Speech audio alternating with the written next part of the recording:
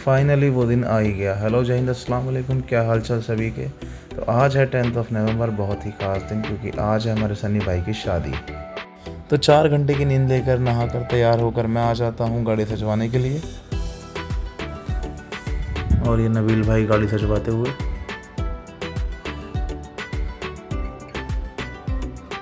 और ये मेरठ शहर के सुबह 9 बजे के नज़ारे। गाड़ी सजवा के बाकी सारा सामान पैक करके हम लोग निकल जाते हैं बस में बैठने के लिए। यह है हमारी बस जिसमें हम लोग जाएंगे। ये अंदर से बस हमारी ऐसी दिखती है। और ये अपने घर की गली को बाय बाय करते हुए हम निकल पड़ते हैं बदायूं की ओर।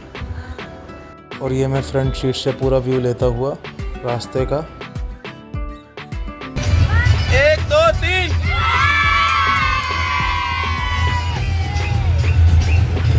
जैसे कि आपने देख लिया, सभी बाराती काफ़ी एक्साइटमेंट से भरे हुए हैं, लेकिन मैं नींद को टैकल करते हुए। और अभी हम ये रुक जाते हैं पेट्रोल पंप पर बस में डीजल भरवाने के लिए।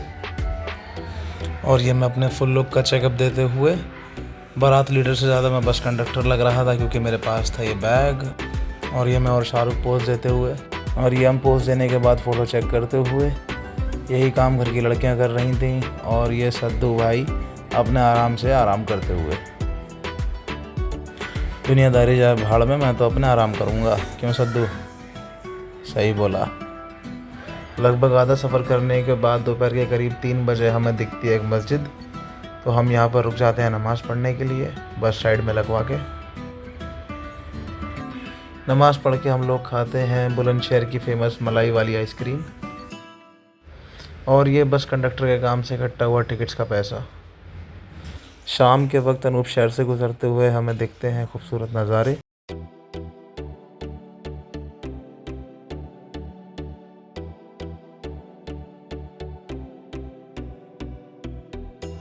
और ये चलते चलते हमें रात हो गई, लेकिन बदायूं अभी तक नहीं आया था। और बस वाले ने बस की लाइट्स भी जला दी थी।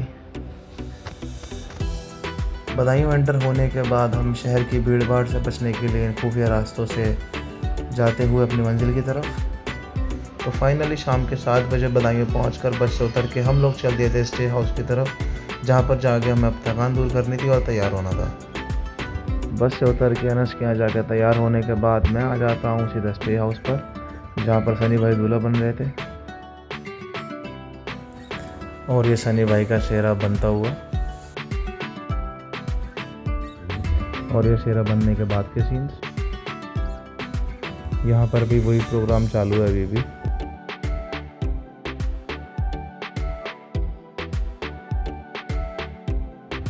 फाइनली नोटों से और फूलों से लथपथ होने के बाद सनी भाई के सबके साथ फ़ोटो क्लिक होते हुए और खड़े होकर चुपचाप ये सब देखता हुआ मैं।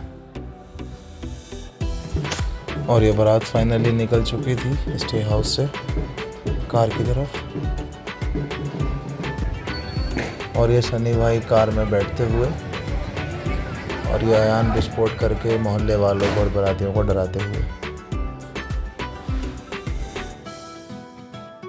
अब हम सब लोग साथ में चल दिए थे वेन्यू की तरफ, शहर की भीड़ भाड़ से बचते हुए। मेरठ से तो हम 2 ही गाड़ियाँ लाए थे, लेकिन बदायूं पहुंचकर कार्स की तादाद बढ़ गई।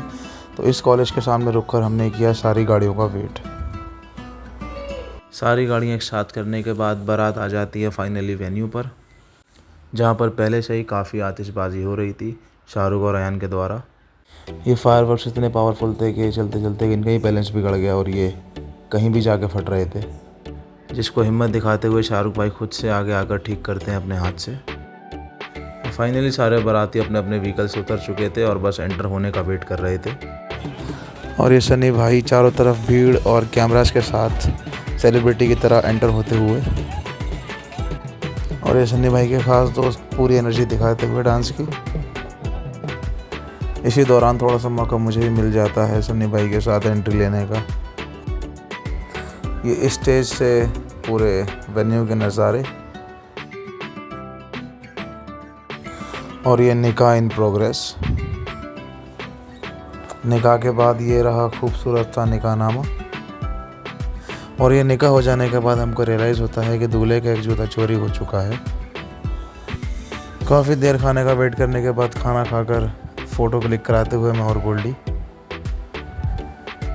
अल्हम्दुलिल्लाह सब काम साथ खैरियत से होने के बाद ये अब विदाई की तैयारियां, और ये फाइनली भाभी को रोते हुए गाड़ी के अंदर बैठा दिया जाता है सब लोगों के द्वारा। ये सब देखकर अपने कैमरामैन से कोड वर्ड में बातें करता हुआ मैं, और ये पटाखेबाजों ने पटाखे चलाना शुरू कर दिए, जो कि बहुत देर तक फटते ही रहे, और मैं देखता रहा कि कब गाड़ी निकालूं। इतनी देर पटाखे चलाने के बाद भी अयान के हिसाब से कुछ कसर बाकी रह जाती है, और अयान का सिग्नल देखने के बाद मैं समझ गया था कि फाइनली शादी हो गई है और अब मेरठ चलना चाहिए। तो फाइनली भाभी को लेकर हम सब निकल जाते हैं मेरठ की तरफ। बदायूं शहर से निकलने से पहले हम लोग बस के साथ रुककर करते हैं अपने बाकी गाड़ियों का वेट इस चौराहे पर। मुझे आ रही होती है बहुत ज़्यादा नींद, तो मैं सनी भाई से रिक्वेस्ट करता हूँ कार चलाने को, और वो मान जाते हैं। हमारे लिए हिस्टोरिकल मोमेंट था कि दूल्हा अपनी दुल्हन की विदाई वाली कार को खुद चला कर ला रहा है। चाचू को आ रही होती है नींद, तो मैं उनको भेजता हूँ बस के अंदर सोने के लिए, और मैं ये वाली कार पकड़ता हूँ क्योंकि मैं अब कार चलाने के लायक हो गया था आधे घंटे की नींद लेने के बाद। बदायूं से 50 किलोमीटर दूर चलने के बाद हमें मिलता है बहुत ही ज़्यादा घना कोहरा। इसमें गाड़ी चलाना हो रहा था बहुत मुश्किल हमारे लिए, ऊपर से हमें आ रही थी नींद। तो हम चलाते हैं तेज़ आवाज़ में गाने जो कि हमें जगा रखे थे, और ये नींद भगाने के लिए गाने को फुल एंजॉय करते हुए गाड़ी चलाता हुआ मैं, और ये बीसी करते हुए हमारे फैज़ान भाई। और इस सुबह के 4 बजे कोहरे से परेशान होकर हमने रोकी अपनी अपनी गाड़ियाँ और बनाई आगे जाने की स्ट्रैटेजी कि अब घर किस तरह से पहुंचा जाए। घंटों के हिसाब से कोहरे में ड्राइविंग करने के बाद जब तक दिन निकलता है तब तक हम पहुंच चुके होते हैं संभल, जहां पर रुककर हम पीते हैं चाय और फिर दोबारा निकलते हैं अपनी मंजिल की तरफ। दिन निकलने के बाद कोहरा काफ़ी कम हो गया था, तो हम लोग तेज़ से अपनी कार भगाकर आ गए थे मेरठ, और ये हम अपने घर आ चुके फाइनली। और ये घर आने के बाद कोई स्पेशल गेम होता है दूल्हा दुल्हन के बीच, और यहाँ होती है वीडियो की समाप्ति। होती है आपसे मुलाकात अब अगले वीडियो में, तब तक के लिए अल्लाह हाफिज़, अस्सलाम वालेकुम, जय हिंद।